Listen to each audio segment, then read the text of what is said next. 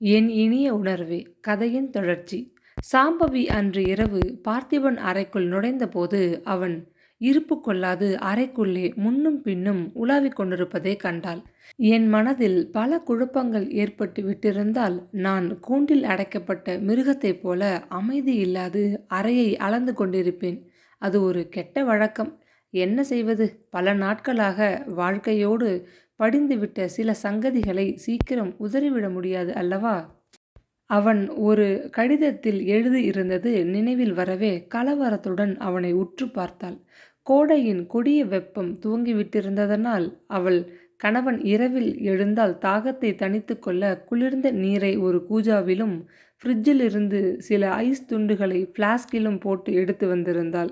மறுநாள் அவன் உடுக்க தேவைப்பட்ட உடைகளை அவனது பீரோவிலிருந்து எடுத்து வசதியாக மேஜை மீது வைத்துவிட்டு ஓரக்கண்ணால் மறுபடியும் அவனை பார்த்தவளது கவலை அதிகரித்தது. முகம் சிவந்து நெற்றி மீது முத்துக்களாக வியர்வை பொடிந்து காதோரம் வடிய உதட்டை கடித்து கொண்டு பெருமூச்சுடன் அவன் ஜன்னல் அருகே போய் நிற்பதற்கு காரணம்? இந்தாங்க, முகத்தை தொடச்சிக்கோங்க என்று நாற்காலியின் கைமீது கிடந்த துவாலையை எடுத்து கொண்டு வந்து தந்தாள். அம்மா சொல்வது ஒரு வழியில் உண்மையாக இருக்குமோ? போலியான நிலையில் மனைவி என்று வாழ்கிறாள் சாம்பவி. இளமை கனவுகள் நிறைவேறா ஒரு தவிப்பில் வீட்டுக்கு வந்திருக்கும் விருந்தாளி சிரித்து பசப்பி பேசுவதைக் கண்டு பேதலித்து போய் மிகவும் நெருக்கமாக பழக தொடங்கி விட்டதனால்தான் அந்த நிகழ்ச்சியோ, அவன் வேண்டுமென்றே வந்து முட்டிக்கொண்டானோ, அல்லது எதிர்பாராது நிகழ்ந்த ஒரு சம்பவமா? கண்டிப்பாக அவளிடம் அதை பற்றி கேட்டால் என்ன? ஆமாம், அவனுக்கு கேட்க என்ன உரிமை இருக்கிறது? முதல் நாளே அவன் அவளிடம் தனது திட்டத்தை வெளிப்படையாக கடுமையாகவே சொல்லிவிட்டானே. அவன் தாய் உடல்நிலை அபிவிருத்தி அடையாது அவள் படுத்த படுக்கையாகி மிகவும் நோய்வாய்ப்பட்டு இறந்துவிட்டால் அவன் அவளை விவாகரத்து செய்து விடுவதாக சொல்லிவிட்டிருக்கிறானே. தாயாருக்கு அப்படி வாக்கு கொடுத்து விட்டிருக்கிறானே. உண்மை அவ்வாறு இருக்கும்பொழுது சாம்பவியும் தன் வருங்காலத்தை பற்றி ஒரு முடிவு எடுக்கக்கூடாது என்று தடுக்க அவனுக்கு என்ன தகுதி இருக்கிறது? கணவன் ஒப்புக்காக வாழ்கிறானே. அவளுக்கு இருக்க இடம் தந்து தங்க நிழல் கொடுத்து உதவி இருக்கிறானே. அவைகளுக்காகவா? அவன் வீட்டில் வேலை செய்யும் அத்தனை வேலைக்காரிகளுக்கும் பல சலுகைகள் கிட்டியிருக்கின்றனவே. அதற்காக அவர்களது வாழ்க்கை பிரச்சனையில் அவன் தலையிட சாத்தியப்படுமா? சாம்பவி தனக்கு தரப்பட்டிருக்கும் சில வசதிகளுக்காகத்தான் நாள் முழுவதும் ஓடாக உழைத்து தேய்கிறாளே. என்ன கேட்பது, எப்படி கேட்பது என்ற முடிவு தெரியாது ஆத்திரத்துடன் பற்களை கடித்து கொண்டான். துவாலையால் முகத்தை அழுத்தி துடைத்து கொண்டான். நாற்காலியை பிடித்து கொண்டு நின்ற சாம்பவி உடனே அறையை விட்டு போகாது தயக்கமாக அவனை பார்த்தாள். நமக்குள்ள நிலவி நிற்கும் உறவின் தகுதியால் நான் கேட்கவில்லை. ஆனாலும் கேட்காது போனால் மனம் நிம்மதியடையாது. உங்க முகம் ஒரு மாதிரியா இருக்கு. உங்களுக்கு ஏதோ கவலை ஏற்பட்டிருக்குன்னு புரியுறது. வியாபாரத்தில் ஏதாவது சங்கடமா? மெல்லிய குரலில் முடிவில் துணிவாக கேட்டுவிட்டாள். அவளது முகத்தில் தெரிந்த அனுதாபமும் குரலில் தொனிந்த பரிவும் வினாடி பொழுதில் அவனது சஞ்சலத்திற்கு முடிவு கட்டின. நெருப்பிற்குள் புகுந்து வெளிவர வேண்டுமானாலும் நான் தயங்க மாட்டேன். உங்களுக்காக எந்த விதமான தியாகமும் செய்ய தயார் என்று தன் காதல் கடிதங்களில் உறுதி சொன்னவள். அதன்படியே நெருப்புக்குள் புகுவதைக் காட்டிலும் உணர்வுகளை அடக்கி சிந்தையை ஒரே திக்கில் வைத்திருக்கும் பெரும் சோதனையில் வெற்றியுடன் நடந்து கொள்கிறவள் அவனுக்கு துரோகம் செய்வாளா? கனிவுமிக்க அந்த கண்களும் கபடமற்ற அந்த முகமும் சொல்கின்றனவே. அம்மாவின் பேச்சை கேட்டு அவன் தன் சொந்த புத்தியை அடமானம் வைத்துவிட்டு பற்களை கடித்து கொண்டான். வியாபாரம்னா முன்ன பின்னதான் இருக்கும்னு உங்களுக்கு தெரியாதா? அதுக்காக இப்படி மனசு உடைஞ்சு போறதா? இல்லை, வியாபாரம் நல்லாதான் நடக்குது. புத்தி கெட்ட நான் தான் உன்னை சந்தேகித்து மனதை சங்கடப்படுத்தி கொண்டு நிற்கிறேன். உண்மையை ஒப்புக்கொண்டு அவளிடம் மன்னிப்பு கேட்டுவிட்டால் எப்படி முடியும்? அதை கேட்டு அவள் மன அதிர்ச்சி அடைவாள். ஏற்கனவே ஒரு சுகமும் இல்லாத அவள் ஒரு உயர்மட்ட வேலைக்காரியாக உழைத்து கொண்டு ஊடே மாமியார் அவ்வப்போது குத்தி பேசும் கொடும் சொற்களை பொறுத்து கொண்டு கடமைக்காக வாழ்கிறவளை இன்னும் வார்த்தைகளால் அவமதித்து கொடுமைப்படுத்துவது முறையில்லையே. என்னங்க, நான் கேட்டது தவறா? எனக்கு அந்த உரிமை இல்லையா? ஆனாலும் நீங்க மனது கஷ்டப்பட்டால் என்னால் பார்த்துட்டு சும்மா இருக்க முடியல. அவளது குரல் தழுதழுத்தது. கண் ஓரங்களில் நீர் கட்டியது.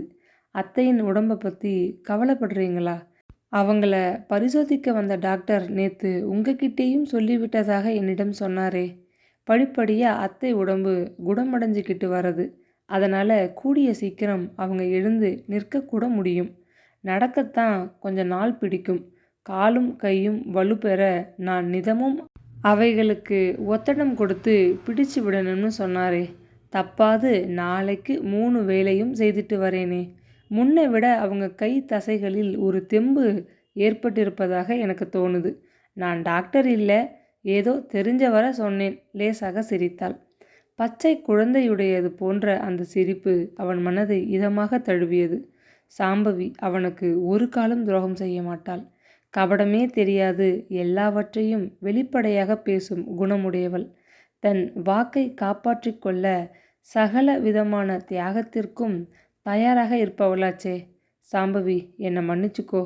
உன்னை பற்றி தவறா நினைச்சது பெரும் பாவம் என்று சொல்லி அவளை தன் அருகே இழுத்து மார்புடன் அணைத்து கொண்டு ஆனந்தத்திலே அவளது நெஞ்சு பட் பட் என்று அடித்து கொள்வதை உணர்ந்து மகிழ வேண்டும் போன்றதொரு வெறி அவனை உலுக்கியது. கொஞ்சம் குடிக்க தண்ணீர் தர முடியுமா? கேட்டான். சில்லென்ற நீரை வெள்ளி டம்ளரில் ஊற்றி அவனிடம் நீட்டிய போது சற்றென்று அவளது கரத்தை பற்ற வேண்டுமென்ற ஆசையை அவன் ஒதுக்கி கொள்ள எத்தனை பாடுபட்டான். தேங்க்யூ சாம்பவி. அம்மாவை நீ ரொம்ப நல்லா கவனிச்சுக்கிற. அத்தோட இந்த வீட்டையும் நல்லா கவனிக்கிற. அவையெல்லாம் என் கடமை. அத்தோட உங்களுக்கு ஆறுதல் சொல்கிறதும் என் கடமை. மனதை வீண் சஞ்சலத்துக்கு அடிமைப்படுத்தாம கவலைகளை உதறிவிட்டு தயவு செய்து நல்லா தூங்க முயலுங்க. நாளைக்கு வியாபார விஷயமா திருச்சி வர போக வேண்டிய வேலை இருக்கு இல்லையா என்று நினைவுபடுத்திவிட்டு வெளியேறினாள். படுக்கை மீது சாய்ந்து கொண்ட பார்த்திபனுக்கு சீக்கிரம் உறக்கம் வரவில்லை. அவன் உள்ளத்து மூலையில் ஒளிந்து கிடந்த கொஞ்ச நெஞ்ச சந்தேகமும் ஓடி மனம் தெளிவு பெறும் ஒரு வாய்ப்பு மறுநாள் காலையிலேயே அவனுக்கு கிட்டியது. பூஜை அறையிலிருந்து வெளிப்பட்ட சாம்பவியிடம் வணக்கம் தெரிவித்தபடி ரவிச்சந்திரன் விரைந்து வந்தான். அது சமயம் மாடியிலிருந்து இறங்கி வந்த பார்த்திபன் அதை பார்த்து அயர்ந்து போய் நின்று விட்டான். உங்களிடம் ஒன்று பேசணும், கொஞ்சம் கேட்க முடியுமா? ரவிச்சந்திரனின் கணீர் குரல் பார்த்திபனுக்கு நன்றாக கேட்டது. அத்தைக்கு பசி தாங்காது, அவங்களுக்கு காலை உணவு தந்தாகணும். என் கணவர் கடைக்கு கிளம்புற நேரம், அவரை கவனித்து அனுப்பணும். சுருக்கமாக சொல்ல முடியுமா? சாம்பவியின் மெல்லிய குரல் அவன் நெஞ்சை என்னவோ செய்தது. இந்த சங்கதியை உங்கள் அத்தை கணவர் இருவரிடமும் தான் முதலில் சொல்ல வேண்டும். அதுதான் முறை. பூஜை அறையிலிருந்து வெளிப்படும் உங்களை பார்த்ததும் நல்ல சகுனம் என்று தோணுச்சு. அதனால் ரவிச்சந்திரன் மெதுவாக முருவளித்தான். சகுனம் சாஸ்திரம் இதெல்லாம் உங்களுக்கு நம்பிக்கை உண்டா? அமெரிக்காவிலே வாழ்கிறீங்க, ரொம்ப நவீனமான கொள்கைகள் இருக்கும்னு நினச்சேன். எங்கே போய் வாழ்ந்தால் என்ன? ஒரு தமிழன் எங்கிருந்தாலும் ஒரு தமிழன்தான். சில பழக்க வழக்கங்கள் நம்பிக்கைகள் நம்மை விட்டு போகிறதில்ல இல்லையா? நேத்தே உங்கள் கணவரிடமாவது சொல்லலாம்னு நினச்சேன். அவர் முகத்தை பார்த்துட்டு மனதை மாற்றிக்கிட்டேன். அவர் ஒரு மாதிரியாக இருந்தார். அவருக்கு ஏக தொல்லைகள். வியாபாரம், நிலங்களை பார்வையிடுதல், கொடுக்கல் வாங்கல், இதுகள் போதாது போல அத்தை உடம்பை பற்றி கவலை வேற எக்கச்சக்கமாக இருப்பதனால் கொஞ்ச நாளாக அவருக்கு மனசில் நிம்மதியே இல்லை. கணவரை விட்டு கொடுக்காம பேசுகிறீங்க. ரவிச்சந்திரன் சிரித்தான். ஒரு குடும்பம்னா அப்படி தான் இருக்கணும். மனைவியை கணவன் பிறர் முன்னிலையில் விட்டு கொடுக்காம பேசணும். மனைவியும் தன் கணவனுக்காக வக்காலத்து வாங்கி பேசணும். அதுதானே ஒற்றுமைக்கு இலக்கணம். எனக்கு இந்த ஒரு காரணத்துக்காகவே மிஸ்டர் வாகீசன் குடும்பத்தை ரொம்ப பிடிச்சு போச்சு. உங்கள் சகோதரி அனுப்பமாவும் இப்படித்தான் பிடி கொடுக்காம புத்திசாலித்தனமாக பேசுகிறாங்க. என்னமோ சொல்கிறேன்னு ஆரம்பிச்சிட்டு எங்கேயோ போகிறீங்களே. உங்கள் கணவரிடம் சொல்ல வேண்டியது முறை. இது ஒரு ஒற்றுமையான குடும்பம், அதலால் உங்ககிட்ட சொல்கிறதில்ல தப்பில்லை. அல்லவா? என் கணவர் மறுப்பு சொல்ல மாட்டார். அவர் ரொம்ப நல்லவர். என்கிட்ட சொன்னாலும் சரின்னு ஒப்புக்குவார். சீக்கிரம் சொல்லுங்க, அவசரப்பட்டாள் சாம்பவி. உங்க தங்கை அனுப்பமாவை நான் கட்டிக்க பிரியப்படுறேன். உங்க அப்பா தான் என் சம்மந்திக்கிட்டேயும் மருமகன்கிட்டேயும் இந்த சங்கதியை சொல்லி அவர்களுடைய வாழ்த்துக்களை வாங்கி கொண்டு வாங்கன்னு அனுப்பிச்சு வச்சார். மகிழ்ச்சியில் பூரிச்சு போய் சாம்பவி நின்று விட்டாள். பின்னால் வந்து நின்ற பார்த்திபன் சந்தேகமெல்லாம் மறைந்ததொரு லேசான மனதுடன் உரக்க சிரித்தான். சாம்பவி சொன்னது முற்றிலும் உண்மை. என்கிட்ட சொன்னாலும் சரி, சாம்பவி கிட்ட சொன்னாலும் சரி, எங்கள் இருவரின் அபிப்பிராயமும் ஒன்றாக இருக்கும். எனக்கும் சாம்பவிக்கும் ரொம்ப சந்தோஷம்.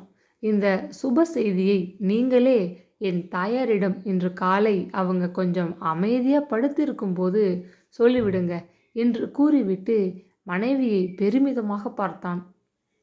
வீணாக அவன் மனதில் குழப்பத்தை உண்டாக்கிய தாய் மீது அவனுக்கு கோபம் எழுந்ததில் வியப்பில்லை. ஆனால் சங்கதியை அறிந்த மரகதம்மாள் ஆத்திரத்தில் குமுறினாள். அவள் எதிர்பார்த்தது பொய்யாகவில்லையே. வாகீசன் மகள்களுக்கு இப்படியா யோகம் வர வேண்டும்? மூத்தவள் பார்த்திபனை பிடித்து கொண்டு விட்டாள். இளையவள் அமெரிக்காக்காரனுக்கு வாழ்க்கைப்படப் போகிறாள். மூணாவது பெண்ணுக்கு எவனாவது ஒரு கோடீஸ்வரன் கிடைத்து விடுவான். விடக்கூடாது. மூத்தவளை எப்படியாவது வீட்டுக்கு திரும்ப ஓட்டி வாகீசனது மூக்கை உடைக்க வேண்டும்.